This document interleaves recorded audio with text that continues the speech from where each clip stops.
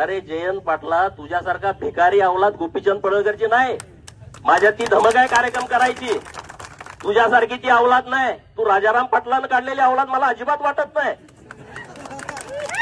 काहीतरी गडबड असणार आहे. ज्या कुटुंबाने ज्यांनी स्वतः वाळवा मतदारसंघाचं 7 वेळा विधानसभेत प्रतिनिधित्व केलं, अत्यंत शांत, सुशील, सुसंस्कृत, मितभाषी म्हणून ज्यांची पूर्ण महाराष्ट्राला ओळख आहे, अशा प्रगल्भ नेतृत्वाबद्दल म्हणजे जयंत पाटील साहेबांबद्दल ज्या पद्धतीने बोलण्यात आलं आणि खास करून त्यांचे वडील कैलासवासी सहकारमर्षी राजारामबापू पाटील आणि त्यांच्या मातोश्रींबद्दल बोलण्यात आलं, हे नक्कीच खेदजनक आणि आपत्तीजनक आहे. जे कोण बोलले त्यांचं नावही मी घेऊ इच्छित नाही. पण माझा प्रश्न सुसंस्कृत आणि संस्काराबद्दल कायम भाष्य करणाऱ्या BJPला आहे. या नेतृत्वाला हे मान्य आहे का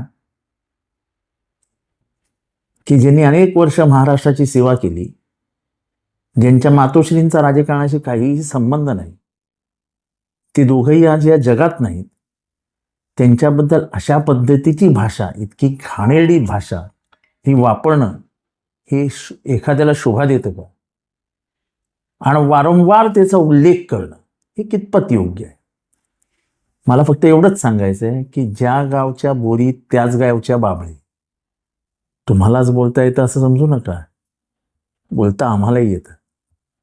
राजकारणात काही शाब्दिक मर्यादा, काही भाषेच्या मर्यादा पाळाव्या लागतात, याचं भान आत्तापर्यंत आम्हीही ठेवलं आहे. BJPच्या नेतृत्वाने पुढे येऊन ह्याची स्पष्टता द्यावी. किंबहुना आमची अपेक्षा आहे की आपण जाहीररित्या ह्याबद्दलची नापसंती व्यक्त करून माफी मागावी. हे जास्त काळ सहन केलं जाणार नाही.